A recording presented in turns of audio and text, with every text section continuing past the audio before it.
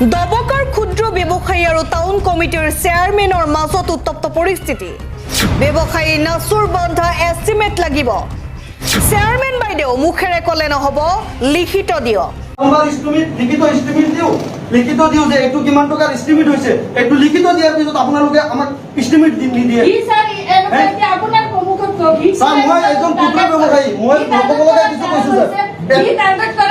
21 বছৰ মই দবকা মাৰ্কেটত ব্যৱসায়ীৰ প্ৰত্যুত্তৰৰ বাৰে বাৰে লিখিত দিয়াৰ পিছতো আপোনালোকে এষ্টিমেট নিদিয়ে। চলি থকা তৰ্কাতৰ্কিৰ মাজত বিধায়ক সিৰাজউদ্দিন আজমলে ক্ষুদ্ৰ ব্যৱসায়ীক দিলে আশ্বাস, পাই যাব 25 তাৰিখে ব্যৱসায়ীয়ে পাই যাব এষ্টিমেট। 24 তারিখ ট্রান্সফার ভাই লেখি আনিবা আমি তোমার সব জিনিস জমা মই স্যার তথ্য প্রমাণ খোয়া আমি 24 তারিখ সব লেখি আনি 25 তারিখ লেখে ভাই বহুত thank you madam, thank you. 25 years এনেদৰে বিধায়ক সিৰাজউদ্দিন আজমলৰ তৎপৰতাত নিয়ন্ত্ৰণ হ'ল ক্ষুদ্ৰ ব্যৱসায়ী আৰু দবকা টাউন কমিটিৰ চেয়াৰমেনৰ মাজত উত্তপ্ত পৰিস্থিতি। আমাৰ যে বাৰে বাৰে দুখী আছে, আমি এইটো কৰিছো, প্ৰুফ দিও, মুখেৰে ক'লে নহ'ব।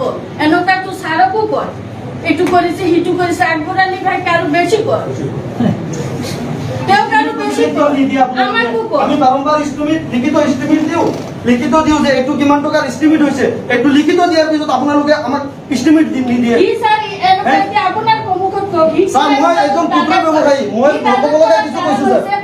ই টাৰ্গেট কৰা 21 বছৰ মই দবকা মাৰ্কেটত টাৰ্গেট কৰাৰে আপনাৰ নাম কি? হৈছে আগত দিন 1 মিনিট ম্যাডাম, আমাৰ নাম কি? মোৰ নাম মিসবাউর রহমান। মিসবাউর রহমান।